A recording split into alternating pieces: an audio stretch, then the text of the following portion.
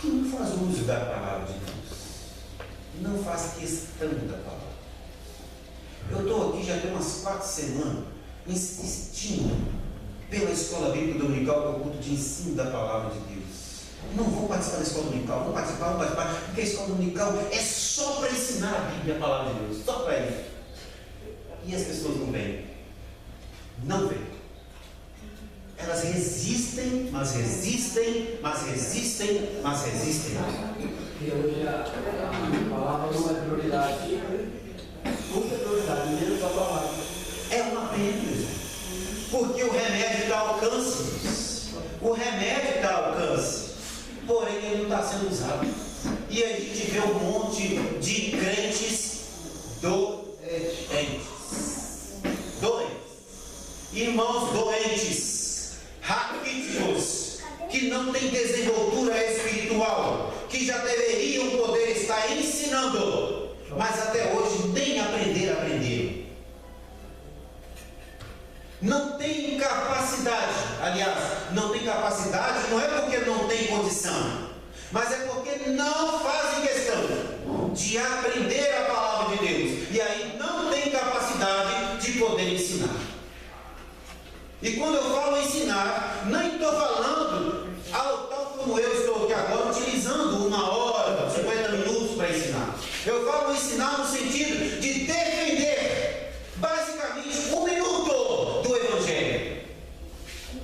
O Evangelho está sendo atacado. O Evangelho está sendo zombado. O Evangelho está sendo feito joguete do Evangelho para fora aí. E os crentes não é capaz de fazer uma defesa, uma apologia do Evangelho. Pior do que não fazer a defesa do Evangelho. Você vê crente irmão pegando videozinhos do Instagram, aqueles vídeos mais escroto, coisa mais vil, mais profana, mais ridícula, e crentes caindo, feito patinho. Olha aqui, olha o que o pastor fez, e aqui é coisa que ninguém chega nem perto de ser pastor, é obra maligna para desviar as pessoas incautas, mas as pessoas caem feito patinho, porque não se dão a conhecer a palavra de Deus. Não tinha 1 minuto, 10 minutos da sua vida para aprender a palavra de Deus. Não tinha.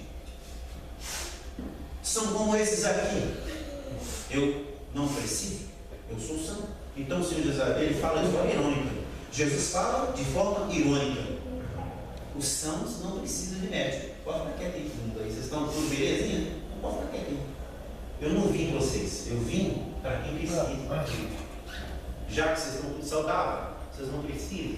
Já que você já está tudo cheio, já conhecedor, sábio, pronto, tá? Fica de boa. E eu vim para quem precisa. Os sãos não precisam de médico, os doentes precisam. Mas eu preciso primeiro fazer um autodiagnóstico e entender que eu preciso de médico. Porque se eu ignorar todos os sintomas que o meu corpo apresenta, eu não vou procurar médico não. Eu ignoro tudo.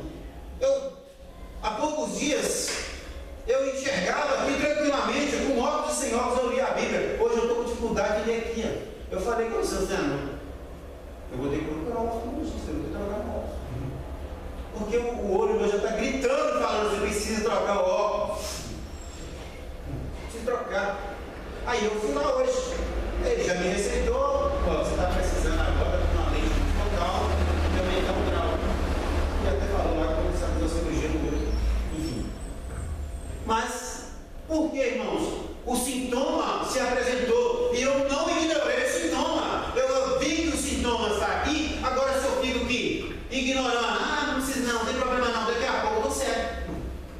Aí, quando eu chegar no médico, cara, se você, agora que você veio, é tardio, não adianta fazer mais nada. Agora já não dá mais nada, não tem como fazer mais nada. Quantas pessoas, irmãos, ignoraram seus problemas até sucumbir com seus problemas? E eu disse aqui que a primeira coisa para se vencer uma guerra é conhecer a si.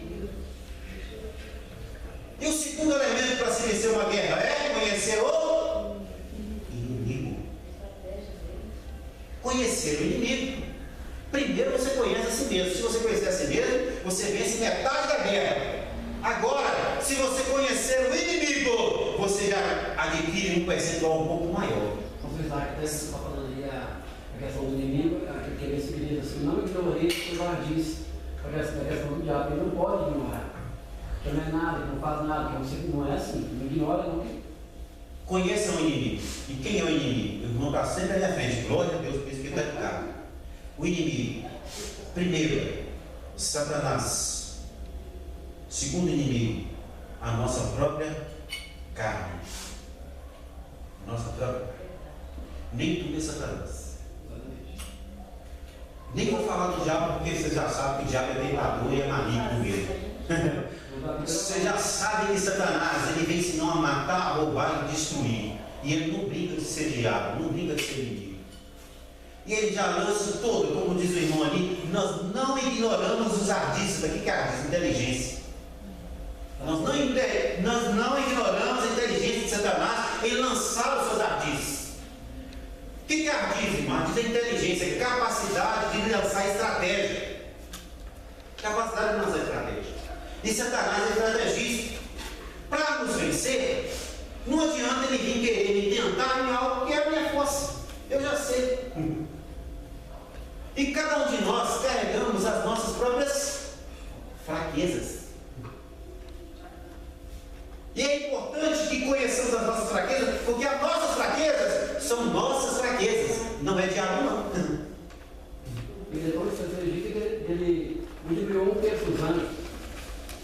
As nossas fraquezas, irmãos, é nossas fraquezas.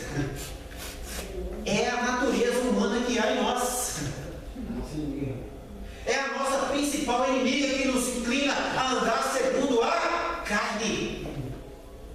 E é interessante, irmãos, porque esse é um inimigo feroz, difícil de ser vencido. É mais difícil vencer a nós mesmos do que vencer o próprio Satanás. O nosso inimigo está no espelho, né? Dá para ver o espelho, mas é nem que essa aqui 6. Irmãos amados, presta bem atenção. Às vezes as pessoas acham que existe uma mágica ao entrar da porta da igreja para dentro. Ao entrar da porta para dentro, olha, eu aceitei a Jesus. Aí, aquele que outrora gostava de uma cervejinha, de repente a cerveja saiu da cabeça dele, houve uma lavagem cerebral, ele vê o outro tomando cerveja e não sente nada. Nada. Não tem. Não gosto mais de cerveja. Se fosse simples assim. O outro era uma pessoa iracunda, aquela pessoa que gosta de ter raiva do outro, ter negócio do outro. De repente aceitei Jesus, passei a amar o outro com aquele amor tão romântico, que eu não tenho mais ninguém. Oh, meu Deus do céu. Não tem mais ninguém. Aquele outro que era inclinado à mulherada, que gostava de mulher para lá, mulher para cá, não podia passar uma mulher com rabo de saia, ele, agora que eu sou crente, a mulher pode passar do lado, quantas mulheres for, passar nua, semi-nua, pelada, vestida, sensual. Ah não, isso não mexe comigo mais não, agora eu sou até gay, agora nem mulher posso mais.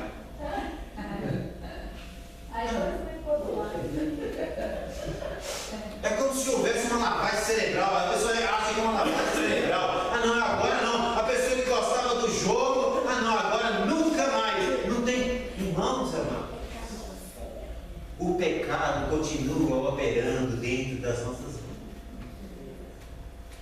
A natureza pecaminosa continua correndo no seu sangue em almas. Até você vê a identidade que usa a carne fraca. Entretanto, nós temos que ter cuidado, porque nós não podemos dar lugar à carne. Não podemos dar lugar à carne. Se nós ficarmos dando lugar à carne, isso nós damos lugar ao diabo, as duas. Um é a carne, outro é o diabo. Porque às vezes eu não dou lugar para o diabo, não, eu dou lugar para a carne e Satanás opera naquele lugar. Peraí, mas como que eu vou dar lugar à carne sem dar lugar ao diabo? Não é o diabo não, mas às vezes é só a carne mesmo. Você se coloca em lugares, em situações em que você tem a sua própria fraqueza e você vai. Uma pessoa, irmãos, que um dia era viciado no crack, na maconha, aí Deus traz ele, liberta ele, mas o cara só vive na amizade lá daquele, o tempo todo está lá, fumando e drogando, e ele só fica lá inalando aquela fumaça de tabelinha. Ele só fica, não, porque eu agora sou crente, não tem problema, eu posso ficar aqui. Aí uma hora ou outra, o camarada era beberrão, a vida dele desgraçada por causa da bebida alcoólica, a vida dele já estava perdendo a honra por causa que Jesus resgata ele, mas ele não sai da beira do boteco, não sai daquelas amizades que só fica bebendo. O cara era uma pessoa que não largava um rabo de saia,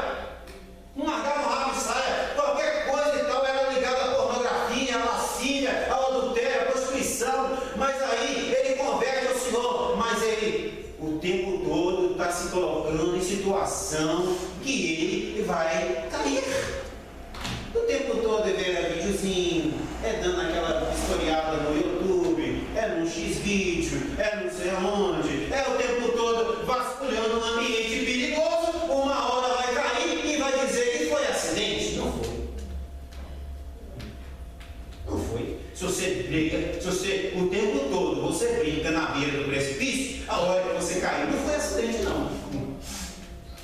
Não foi acidente.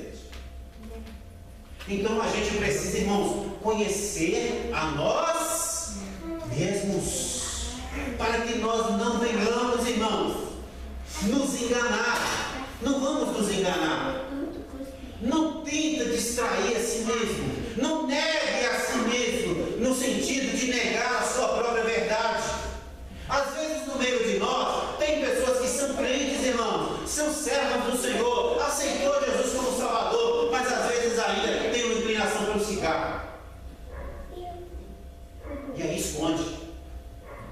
Não confessa o seu pecado, faz de conta que ninguém sabe e fica escondido. Nega a verdade que há em você. E por aí vai, outros tipos de situação que a pessoa sabe que tem aquele problema, sabe que tem aquela dificuldade, sabe que tem aquela queda, mas nega a verdade de si mesmo.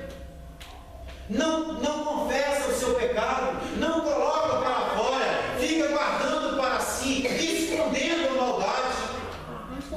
E ela vai perturbando, e corroendo como granito. Ela vai corroendo dentro de você como se fosse ferrugem, acabando com a sua energia, acabando com a sua força. Às vezes você quer andar, você quer caminhar, mas você não consegue nem rastejar, porque você está completamente corroído por aquele pecado que você ignora. Mas não ignora porque não sabe que ele existe não, mas é porque você faz de conta que ele não existe. Faz de conta que ele não existe. Mas Jesus vai dizer assim: quem precisa de médicos são os doentes. É aquele que identificou o seu problema. É aquele que está vendo o sintoma e ele não quer sucumbir com esse sintoma. Ele não quer que esse sintoma desenvolva e vire um problema maior. Ele tem esperança, ele tem confiança, ele sabe muito bem que ele precisa sair daquela situação para voltar à situação de normalidade, de saúde. Então ele vai procurar aquele que precisa, aquele que tem poder, aquele que tem capacidade de ajudá-lo. Porque não é para ficar na situação de sucumbir. Irmãos, Deus não nos chamou para a derrota. Deus não nos chamou para o fracasso. Deus não nos chamou para a vergonha. Deus não nos chamou para a covardia. Deus não nos chamou para retroceder. Mas Deus nos chamou para sermos vitoriosos. Deus nos chamou para sobrepujar sobre o pecado e sobre a carne. Deus nos chamou para passar por cima do nosso adversário e levantar a cabeça. Deus nos chamou para isso.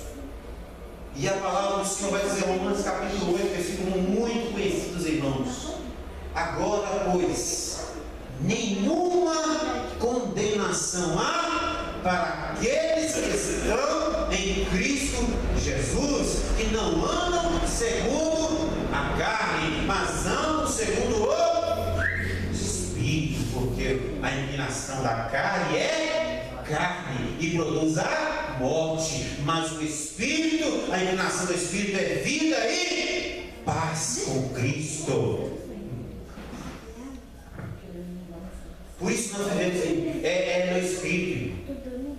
E se você, irmãos, você sente, você já fez o seu autoanálise, você percebeu que há algum problema, alguma situação que está te enfraquecendo, está te deixando cada vez mais mole, cada vez mais capenga, você não consegue se manter de pé, não consegue caminhar, irmãos, em nome de Jesus Cristo, levanta-te e anda na direção da cura. Levante-te e anda. Jesus Cristo é Jeová, o Senhor que te sara. Senhor, poucos dias eu estava aqui, já não estava muito bem, estava recuperando, fui brincar com os meninos ali, lá em casa, machuquei meu joelho, dia desse tive que ministrar aqui até sentado. Fiquei aqui um mês de alguma coisa, aqui quase uns 2 meses capengando, arrastando o joelho, não conseguia andar direito, não conseguia trabalhar direito. Mas enquanto isso aqui estava doendo, enquanto isso aqui estava perturbando, eu estava correndo atrás do médico. Correndo atrás do médico. Médico para lá, médico para cá, e médico manda fazer exame, médico fazer ressonância, manda fazer não sei o que, manda fazer. Tá, fui lá, fiz, passei no procedimento. E olha aqui, ó. Estou andando, estou sentindo nenhuma. Olha que maravilha, aqui agora, ó. É só fortalecer. Sabe por quê? Porque eu não aceitei o problema ainda. Eu não nasci assim, mesmo se eu tivesse nascido assim. Se existe no nosso meio algum meio de eu buscar uma solução, eu vou buscar. Agora, se eu estiver buscando solução e eu chegar e disser para mim, não tem jeito mesmo, infelizmente, aí já é outra situação. Mas se existe solução, eu vou ficar parado sofrendo com essa dor? Eu vou buscar solução, irmão. Então, irmãos, eu não estou falando de joelho, eu estou falando das vossas almas. Não estou falando de joelho, não estou falando de vício, estou falando de colesterol, estou falando das vossas almas. Se tem solução, irmão, se a mão de Deus ainda está estendida, se ainda Ele pode salvar, se Ele pode libertar, se ainda Ele pode te levantar e te colocar de pé, se ainda Deus tem poder para perdoar pecado, irmão, abraça em nome de Jesus, irmão. Converta-se do seu pecado. Às vezes, irmão, a gente fica aqui, é para falar converter do pecado, é lá na praça, é lá na esquina, é lá não sei aonde, para outras pessoas. Mas, irmãos, nós precisamos converter dos nossos pecados. A gente precisa. Nós não podemos permanecer no pecado, não, irmão. Embora exista o pecado, embora ele esteja dentro de nós, né? Embora corra no nosso sangue a inclinação do pecado, mas nós não podemos permanecer no pecado. Alguém, por favor, leia para mim Romanos capítulo número 6, por gentileza.